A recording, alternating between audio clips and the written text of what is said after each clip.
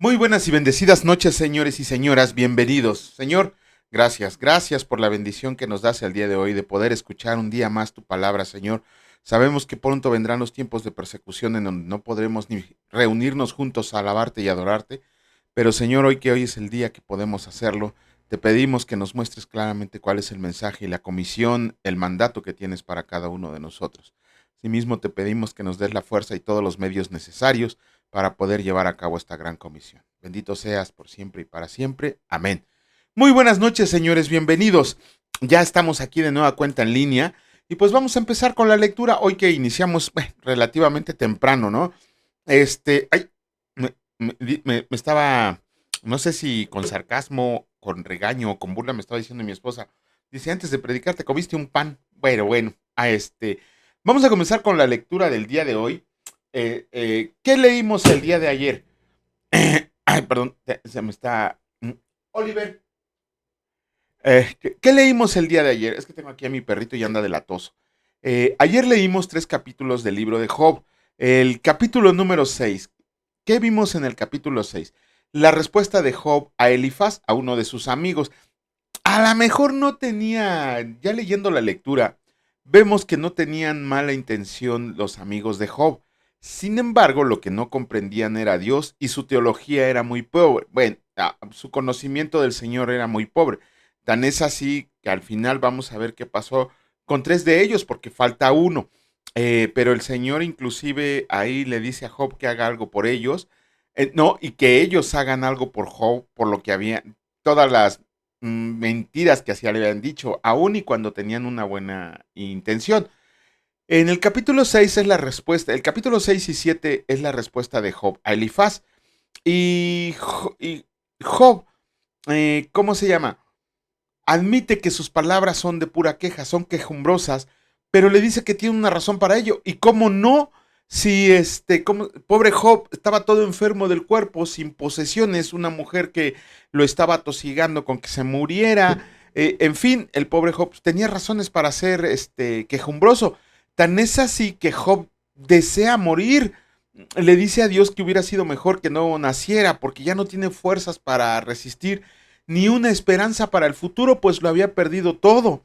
Ajá, y Job, aunque llama hermanos a sus amigos, también les dice que le han fallado, ajá, y que además lo han decepcionado cuando más los necesitaba, porque acuérdense que, por ejemplo, ahorita que hemos leído el discurso de Elifaz, en vez de llegar a consolar a Job, lo llegó a reprender, ¿no? A decirle varias cosas. Pues que el buen Job no quería oír en ese momento. Ajá. Eh, Vemos que Elifaz llamó pecador al buen Job, pero Job le contesta pues, que no esperaba más de ellos, ¿no? Eh, que lo único, ¿cómo se llama? Es que lo estaban criticando de que era un pecador, pero no le decían cuál era el pecado que había cometido.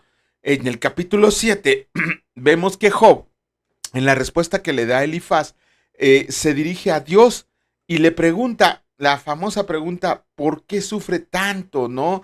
Si ni siquiera en la noche podía descansar de su dolor y su tormento. Recuerden que el pobre Job tenía llagas desde la planta del pie hasta la cabeza, hasta la coronilla de la cabeza. Y él pues estaba harto del sufrimiento, de todo lo que estaba pasando, del dolor. Y le pregunta a Dios, ¿por qué no? De hecho, también le pregunta que por qué le prestaba tanta atención en sufrimiento a un insignificante ser humano. Le vuelve a preguntar que por qué lo hace sufrir tanto, aun y cuando hubiera pecado Job. Ajá. De hecho, Job le pregunta, bueno, y aunque haya yo pecado, ¿por qué, cómo se llama? ¿Por qué no hay perdón para mí? ¿Por qué no me perdonas? Eso es lo que le estaba preguntando Job. ¿Cómo estas preguntas que le hace Job a Dios, cómo se reflejan en nuestra vida diaria, ¿no? De, ¿por qué me pasa esto? ¿Por qué te desquitas tanto conmigo? ¿Por qué, ok, pequé? ¿Por qué no perdonas mi pecado? Esas son las preguntas que le hacemos al Señor cuando estamos pasando por una tribulación. Ya en el capítulo 8 comenzamos con el primer discurso de Bildad. El nombre de Bildad significa hijo de contención. ¿Por qué? Bildad era especialista, amante de la controversia, ¿no? Él no iba a consolar, él iba a confrontar. De hecho, las palabras que le dice Bildad en sus discursos, híjole, son mucho menos corteses que las de Elifaz y mucho más crueles. ¿Por qué? Porque aunque este Bildad defendía la justicia de Dios, lo hacía de una mala manera. Ajá, ¿por qué? Porque le estaba recordando a Job que Dios se encargaba de eliminar al hombre pecador, que destruía a los pecadores. Estaba viendo que el buen Job estaba sufriendo por un pecado que ni siquiera él sabía que había cometido, y en vez de darle consolación, le machaca en la cara que Dios lo estaba castigando por el pecado que había cometido. Con eso vamos a empezar la lectura del día de hoy, el capítulo 9 del libro de Job, y escrito está: Incapacidad de Job para responder a Dios. Respondió Job y dijo: Ciertamente yo sé que es así. ¿Y cómo se justificará el hombre con Dios? Si quisiera contender con él, no le pondré responder una cosa entre mil. Él es sabio de corazón y poderoso en fuerzas. ¿Quién se endureció contra él y le fue bien? Él arranca los montes con su furor y no sabe en quién los trastornó. Él remueve la tierra de su lugar y hace temblar sus columnas. Él manda al sol y no sale, y sella las estrellas. Él solo extendió los cielos y anda sobre las olas del mar. Él hizo la Osa, el Orión y las Pleiades, y los lugares secretos del sur. Él hace cosas grandes e incomprensibles y maravillosas sin número. He aquí que Él pasará delante de mí y yo no lo veré, pasará y no lo entenderé. He aquí arrebatará. ¿Quién le hará restituir? ¿Quién le dirá, qué haces? Dios no volverá atrás su ira, y debajo de él se abaten los que ayudan a los soberbios. Cuánto menos le responderé yo y hablaré con él palabras escogidas. Aunque fuera yo justo, no respondería, antes habría de rogar a mi juez. Si yo le invocara y él me responde, aún no creeré que haya escuchado mi voz, porque me ha quebrantado con tempestad y ha aumentado mis heridas sin causa. No me ha concedido que tome aliento, sino que me ha llenado de amarguras. Si habláramos de su potencia, por cierto, es fuerte. Si de juicio, ¿quién me emplazará? Si yo me justificara, me condenaría mi boca. Si me dijera perfecto, esto me haría inicuo. Si fuera íntegro, no haría caso de mí mismo, despreciaría mi vida. Una cosa resta que yo diga: al perfecto y al impío él los consume. Si azota, mata de repente. Se ríe del sufrimiento de los inocentes. La tierra es entregada en manos de los impíos, y él cubre el rostro de sus jueces. Si no es él, ¿quién es? ¿Dónde está? Mis días han sido más ligeros que un correo. Huyeron y no vieron el bien. Pasaron cual naves velozas, como el águila que se arroja sobre la presa. Si yo dijera: olvidaré mi queja, dejaré mi triste semblante y me esforzaré. Me turban todos mis dolores, sé que no me tendrás por inocente. Yo soy impío, ¿para qué trabajaré en vano? Aunque me lave con aguas de nieve y limpie mis manos con la limpieza misma, aún me hundirás en el hoyo y mis propios vestidos me abominarán. Porque no es hombre como yo para que yo le responda y vengamos juntamente a juicio. No hay entre nosotros árbitro que ponga su mano sobre nosotros dos. Quite de mí quite de mí su vara y su terror no me espante. Entonces hablaré y no le temeré, porque en este estado estoy, no en mí. Capítulo 10 del libro de Job, escrito está: Job lamenta su condición. Está mi alma hastiada de mi vida. Daré libre curso a mi queja. Hablaré con amargura de mi alma. Diré a Dios: no me condenes. Hazme entender por qué contiendes conmigo. ¿Te parece bien que oprimas, que deseches la obra de tus manos y que favorezcas los designios de los impíos? ¿Tienes tú acaso ojos de carne? ¿Ves tú como ve el hombre? ¿Son tus días como los días del hombre o tus años como los tiempos humanos? Para que inquieras mi iniquidad y busques mi pecado, aunque tú sabes que no soy impío y no hay quien de tu mano me libre. Tus manos me hicieron y me formaron, y luego te vuelves y me deshaces. Acuérdate de cómo a barro me diste forma, y en polvo me has de volver. ¿No me vaciaste como leche y como queso me cuajaste? Me vestiste de piel y carne, y me tejiste con huesos y nervios. Vida y misericordia me concediste, y tu cuidado guardó mi espíritu. Estas cosas tienes guardadas en tu corazón, yo sé que están cerca de ti. Si pequé, tú me has observado, y no me tendrás por limpio de mi iniquidad. Si fuera malo, ay de mí, y si fuera justo, no levantaré mi cabeza, estando hastiado de deshonra y de verme afligido. Si mi cabeza se alza, cual león tú me cazas, y vuelves a hacer en mí maravillas. Renuevas contra mí tus pruebas, y aumentas conmigo tu furor como tropas de relevo. ¿Por qué me sacaste de la matriz? Hubiera yo expirado, y ningún ojo me hubiera visto. Fuera como si nunca hubiera existido, llevado del vientre a la sepultura. ¿No son pocos mis días? Cesa, pues, y déjame, para que me consuele un poco, antes que vaya para no volver a la tierra de tinieblas y de sombra de muerte, tierra de oscuridad lobrega, como sombra de muerte y sin orden, y cuya luz es como densas tinieblas. Capítulo 11 del libro de Job, escrito está: Sofar acusa de maldad a Job.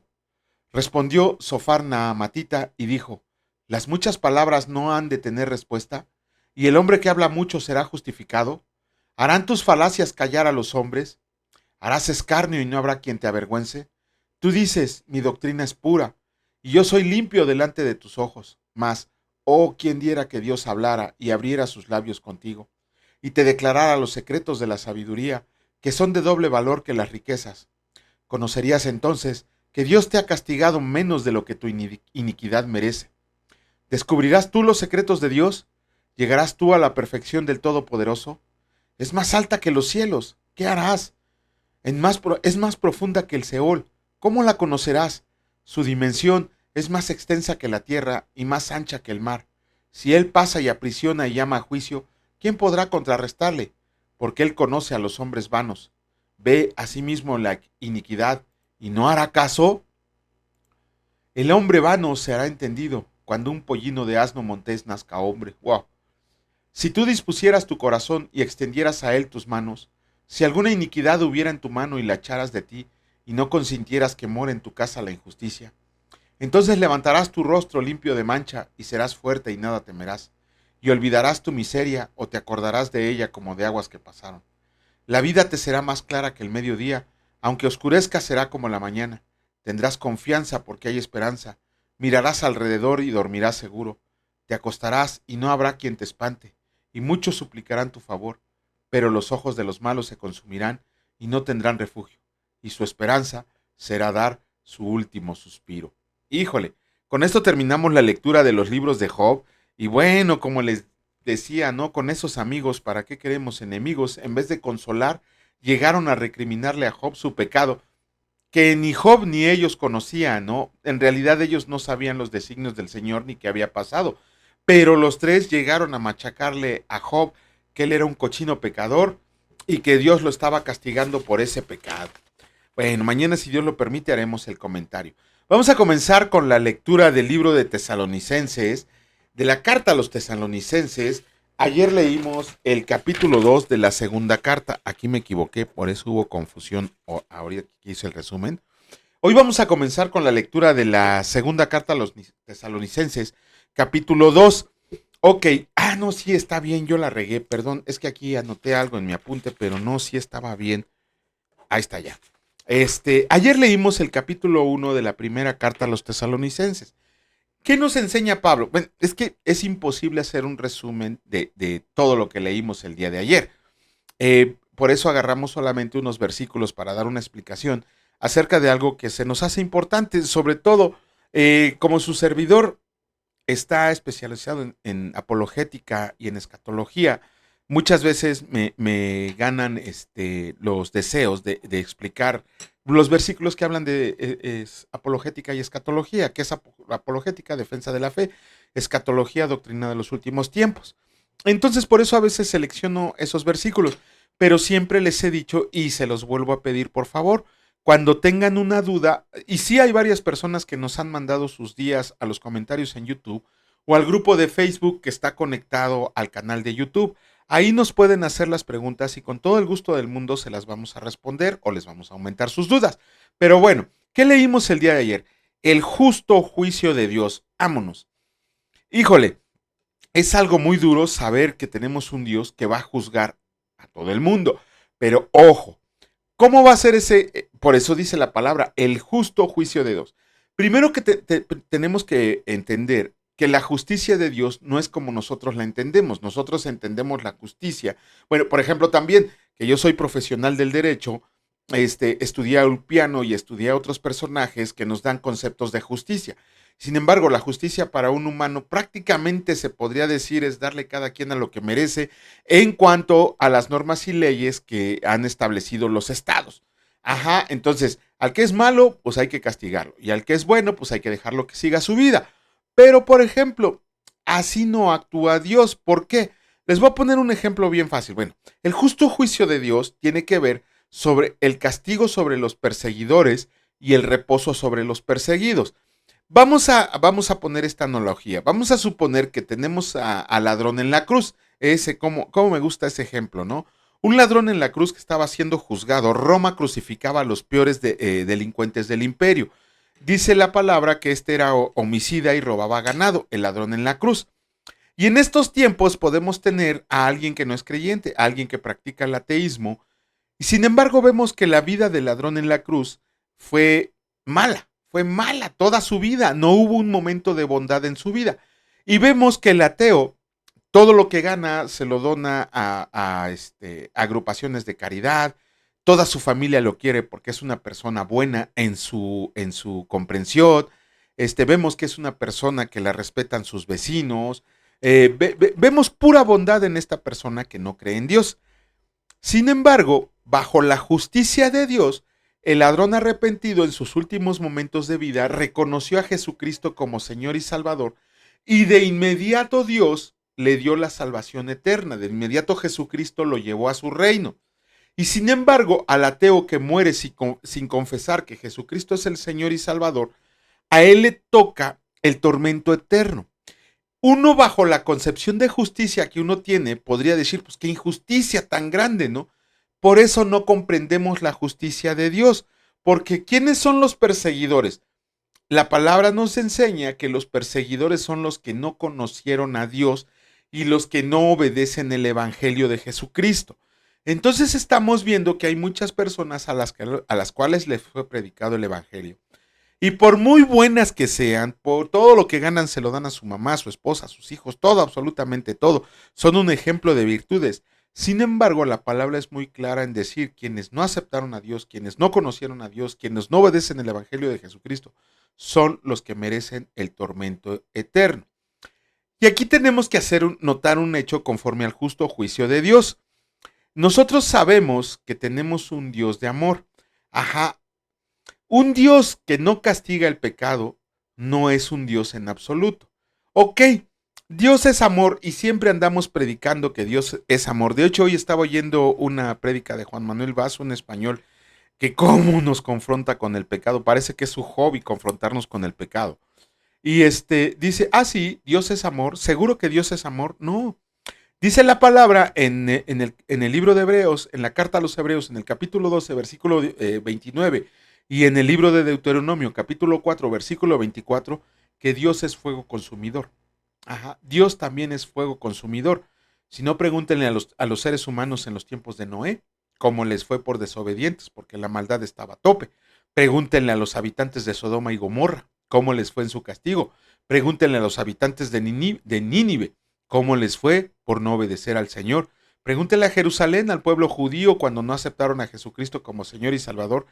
Estudien un poquito de historia y lean cómo les fue 70 años después, cómo Dios descargó su ira y un poco de su ira sobre todos ellos. De hecho, la palabra también en Hebreos dice, Dios nos libre de caer en manos de un Dios airado, un Dios enojado. Entonces, si Dios, si Dios no aplica su justicia, no sería ni justo ni moralmente perfecto. Uh-huh. Porque aún y cuando Dios no se complace en la muerte del malvado, y eso lo dice el profeta Ezequiel en el capítulo 18, versículo 32, dice que Dios no se complace en la muerte del malvado. De hecho, en la primera carta de Pedro dice que el Señor ha retardado su promesa, según algunos la tienen por tardanza, porque no quiere que nadie se pierda, sino que todos procedan al arrepentimiento. Entonces Dios nos está prestando tiempo de más para que todos aquellos que no han conocido a Dios o que no han escuchado a Jesucristo, no quieren obedecer a Jesucristo, tengan la oportunidad de arrepentirse y aceptarlo como Señor y Salvador, que los tiempos se acortan. Ajá. Si Dios no castigara el pecado, si Dios no aplicara su justo juicio, entonces su carácter justo y santo quedaría en entredicho. Ok, de aquí tenemos que sacar, no podemos entender la justicia de Dios por mucho que queramos. Ajá.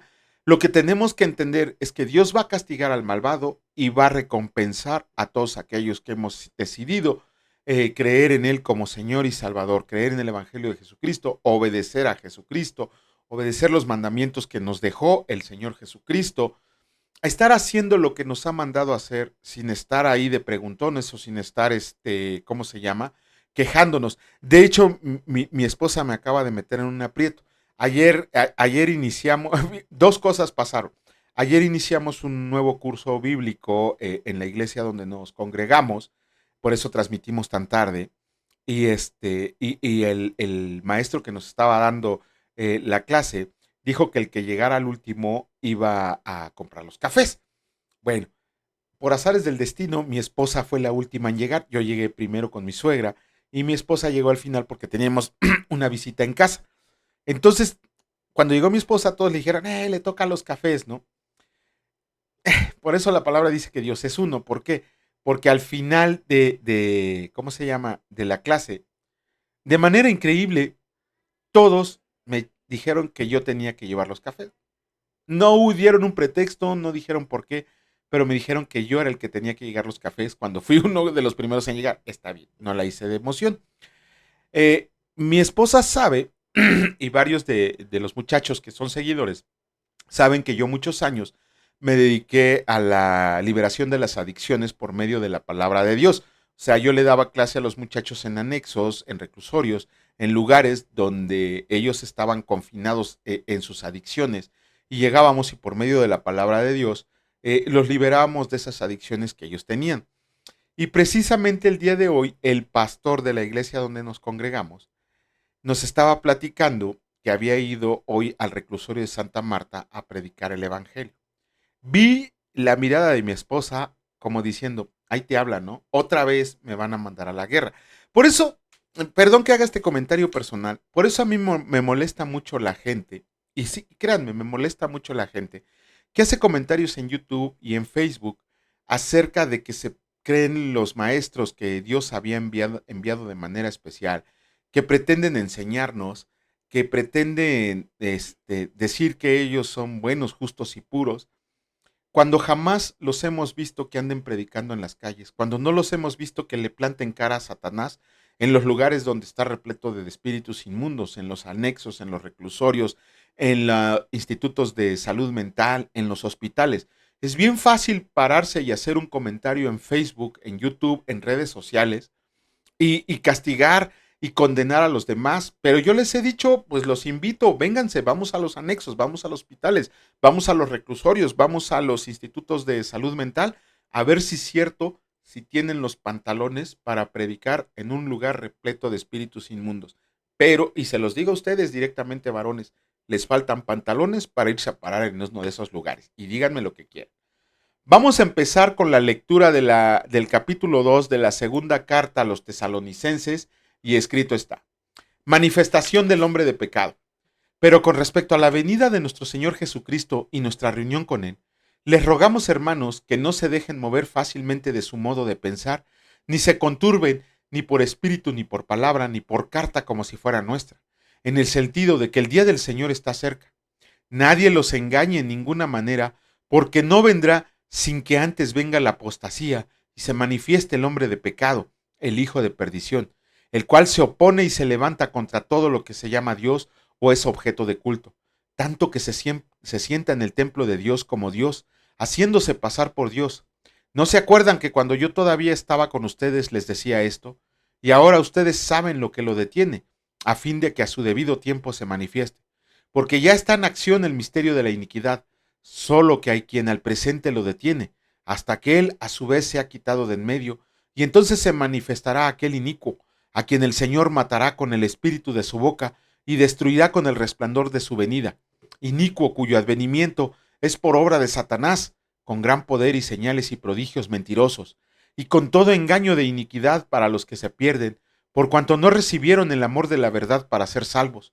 Por esto Dios les envía un poder engañoso para que crean la mentira, a fin de que sean condenados todos los que no creyeron a la verdad, sino que se complacen en la injusticia. Escogidos para salvación. Pero nosotros debemos dar siempre gracias a Dios respecto a ustedes, hermanos amados por el Señor, de que Dios los haya escogido desde el principio para salvación mediante la santificación por el Espíritu y la fe en verdad, a lo cual los llamó mediante nuestro Evangelio para alcanzar la gloria de nuestro Señor Jesucristo. Así que, hermanos, estén firmes y retengan la doctrina que han aprendido, sea por palabra o por carta nuestra. Y el mismo Jesucristo, Señor nuestro y Dios nuestro Padre, el cual nos amó y nos dio consolación eterna y buena esperanza por gracia, conforte sus corazones y los confirme en toda buena palabra y obra. ¡Wow! Aquí, híjole, escogidos para salvación. Señor, gracias porque desde antes de la fundación del mundo nos has escogido para ser salvos, Señor, para ser partícipes de tu reino celestial, para estar contigo eternamente, alabándote, bendiciéndote, adorándote, Señor. Gracias a mi Señor Jesucristo por el sacrificio que hizo por mí, Señor, por mí, por los pecados que yo cargaba en mi persona. El Señor Jesucristo, cuando regó su sangre, los limpió para que yo fuera justificado delante de Dios y escapara del día de su ira. Te agradecemos porque nos has hecho aceptos, justos, redimidos y santificados en su presencia, por ese sacrificio que tú soportaste, el cual yo tenía que haber soportado. Te agradecemos, Señor, que hayas puesto tu mirada en nosotros, que nos conociste desde el vientre de nuestra madre y sabías que íbamos a ser los guerreros a los cuales nos has sido mandados, llamados a ser. Te agradecemos por todas esas mujeres, Señor, que se esfuerzan valientemente por leer y predicar tu palabra, Señor, conforme a tu orden, conforme a tu mandato. Por esos hombres valientes que hacen falta en estos tiempos, Señor. Levanta a esos hombres que no se queden sentados en su silla, que no solamente estén lanzando pedradas en las redes sociales, sino que se atrevan a llevar el evangelio a las calles, que no les dé miedo, Señor. Fortalécelos y dales valor a todos nosotros para que cumplamos tu gran comisión. Te pedimos esa fuerza que solamente tú nos das, Señor, esa fuerza, alas como de águila y fuerzas como de búfalo, para que podamos seguir llevando tu palabra a todo lugar donde nos mandes. Y que tu espíritu nos acompañe para tirar fortalezas, derribar fortalezas y tirar espíritus inmundos que se nos atraviesen para cumplir con a lo cual nos has llamado. Te damos gracias, mi Dios Padre Todopoderoso. Gracias, mi Señor Jesucristo Salvador. Y gracias, Señor Espíritu Santo. Benditos sean por siempre y para siempre. Amén. Que Dios los bendiga, señores. Si Dios lo permite, nos vemos el día de mañana. Cuídense mucho, descansen. Hasta luego.